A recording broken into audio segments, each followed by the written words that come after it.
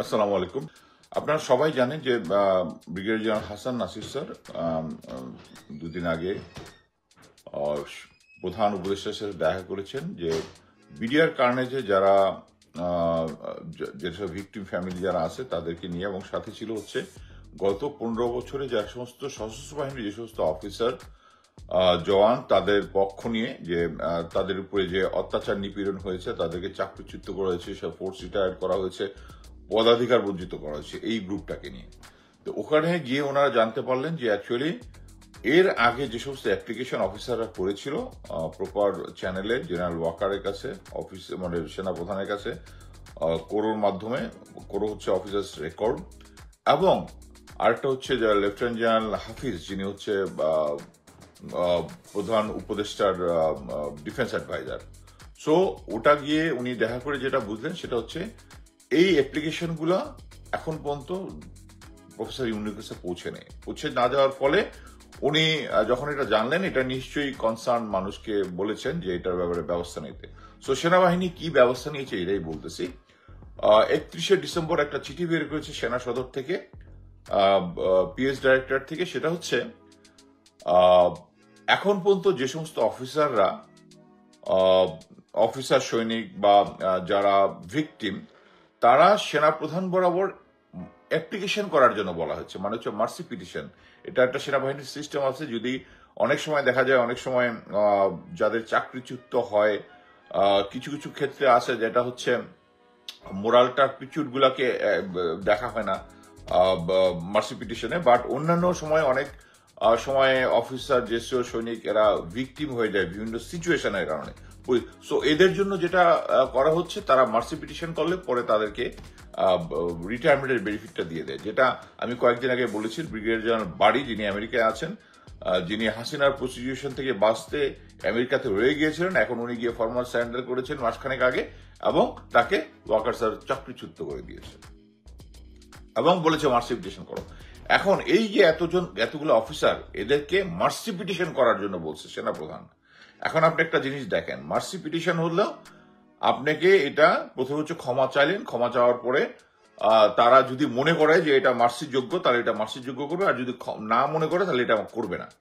So এটা কিন্তু এটা ডিসিশন হলো না, এই অ্যাপ্লিকেশন এবং এটার জন্য যে কমিশন করার জন্য যে আবেদনটা হয়েছিল, এটার কারণ হচ্ছে যে সেনাবাহিনীতে যেন ভবিষ্যতে এই জিনিসটা না হয়, ভবিষ্যতে যেন এই জিনিসটা না হয়। এটা তো শুধু এখন যারা অ্যাপ্লিকেশন করেছে তারা মার্সি চাইলো, দিয়ে দিল।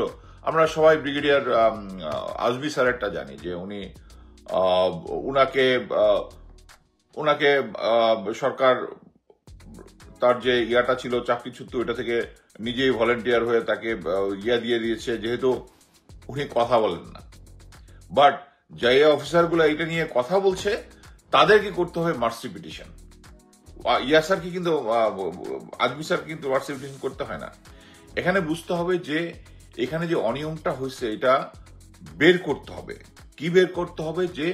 যে সমস্ত অফিসাররা এই অফিসারদেরকে যে কারণে ভিকটিম করেছে, এবং হাসান নাসির স্যার কয়েকটা এর আগের একটা স্পিচে বলেছে যে একটা ফাইটার পাইলট আছে কয়েকটা, যাতে এক একটাকে বানাতে 10 কোটির উপরে ট্রেনিং এ খরচ হয়েছে। এই তাদেরকে এবং তাদেরকে সিনিয়র লিডারশিপের মনে হয়েছে যে একে চাকরিচ্যুত করতে হবে, তাদেরকে চাকরিচ্যুত করে দিয়েছে। এই অনিয়মগুলা যারা করেছে তাদের বিরুদ্ধে ব্যবস্থা গ্রহণ করতে হবে, তাদেরকে একটা ফেয়ার হিয়ারিং দিতে হবে। কিন্তু জেনারেল ওয়াকার এই ফেয়ার হিয়ারিং দিতে ইচ্ছুক নয়। উনি সিস্টেমটা করেছেন যে মার্সি পিটিশন করলে উনি এটা মেনে নেবেন। এবং আমি একটা জিনিস বলে রাখি যে উনার কাছে কেউ এই মানে আমাকে যখন এই গ্রুপটা যখন হয় জাস্টিস ফর কমরেড, আমাকে বলেছিল যে আমি পদ বঞ্চিত। আমি বললাম না, আমি এই সরকারের কাছে আমি কোনো অ্যাপ্লিকেশন কোনো কিছু করবো না। করলেই তারা মনে করবে যে এটাকে একটা টুল হিসাবে ইউজ করবে, যে হ্যাঁ তোমাকে এটা দিলে তোমাকে এই করতে, সেম অ্যাজ হাসিনা রেজিম। এবং সবচেয়ে অবাক হয়ে যাবেন, এই যে এই রেজিমের কিছু জেনারেল, তারা নিজেদের মধ্যে যখন ইন্টারনালি ইয়া করে তখন আমাদের সম্বন্ধে বলে আমরা নাকি এখনো দেখি দেশে ফেরত যেতে পারবো না।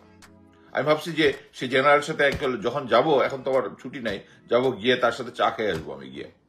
সো এই জিনিসগুলা হচ্ছে, এবং জেনারেল ওয়াকার স্যার জেনে বুঝে করতেছে, এবং তারা বিশ্বাস করে যে এই অফিসার যারা আছে, ভিকটিম অফিসার যারা আছে, তারা আসলেই দোষী, এই জন্য তাকে মার্সি পিটিশন করতে হবে।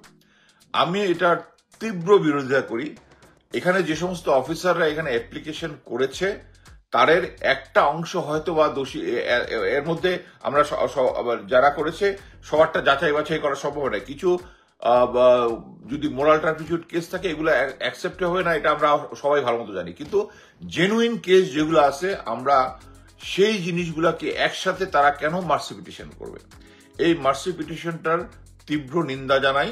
এবং আমি মনে করি এটা সেনাবাহিনী এবং প্রধান উপদেষ্টার সমন্বয়ে একটা কমিশন গঠন করে এই জিনিসটার একটা প্রপার হিয়ারিং হবে, এবং হিয়ারিং হয়ে এবং তখন আর্মি হেডকোয়ার্টার আসবে তাদের তথ্য প্রমাণ সবকিছু নিয়ে।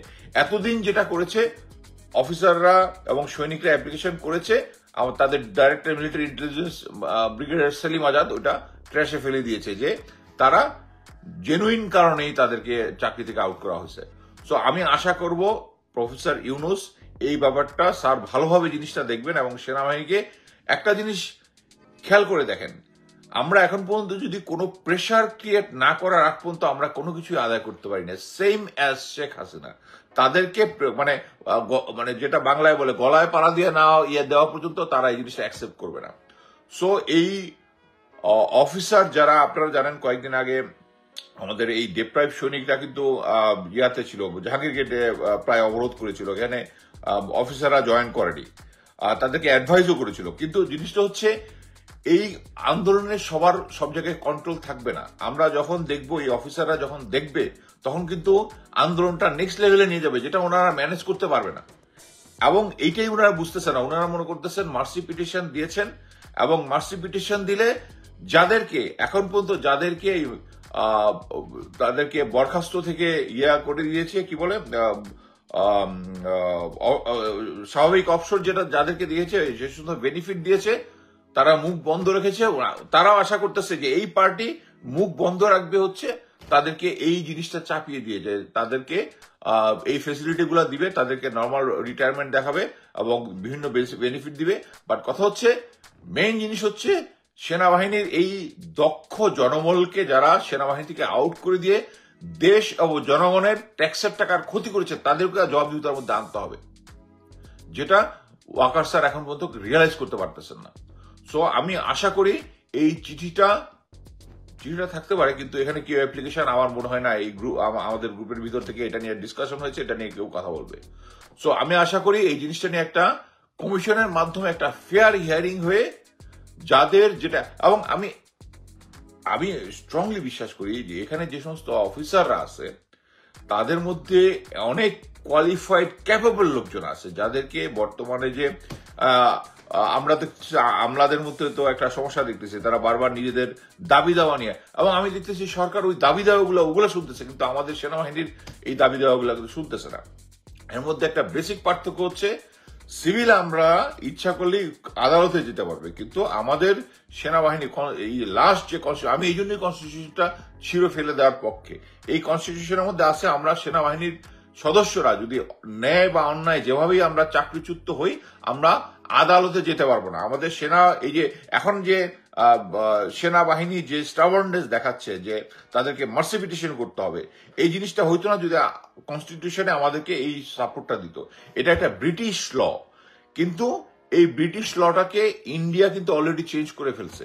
ইন্ডিয়ার যে কোনো আর্মির সদস্য, বিমান বাহিনীর সদস্য, নেভির সদস্য, তারা যদি অন্যায়ভাবে চাকরিচ্যুত, তারা সিভিল কোর্টে যেতে পারে, কিন্তু আমরা সিভিল কোর্টে যেতে পারি না।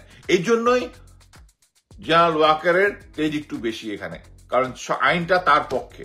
সো এই আইনটাও চেঞ্জ করতে হবে। আমি যে সংবিধানের যে সংস্কার যে কমিটি আছে, তাদেরকে অনুরোধ করব এই আইনটা সংস্কারের মধ্যে নিয়ে আসার জন্য, যাতে আমরা সেনাবাহিনীর এই ব্রিটিশ আইন দিয়ে আইনটা প্রগ্রেসিভ, ভারত যেখানে এটা চেঞ্জ করতে পারছে, আমরাও এটা চেঞ্জ করতে চাই আমাদের নতুন সংবিধানে বা সংস্কার যেটাই হয়।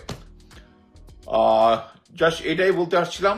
এবং এখানে সেনাবাহিনীর সদস্য যারা আছেন, প্লাস হচ্ছে জনগণ, আমরা জনগণের অংশ এবং আপনাদের পূর্ণ সহযোগিতা চাই, এবং এটার জন্য আমরা দরকার হলে ভবিষ্যতে একটা আন্দোলন তৈরি করব, যেটা আন্দোলনটা কিন্তু ম্যানেজ করতে পারবে না। এবং আমরা আশা করি জেনারেল ওয়াকার ওই আনম্যানেজেবল যে আন্দোলনটা হবে এটার আগে উনি এটার ব্যাপারে ব্যবস্থা গ্রহণ করবেন।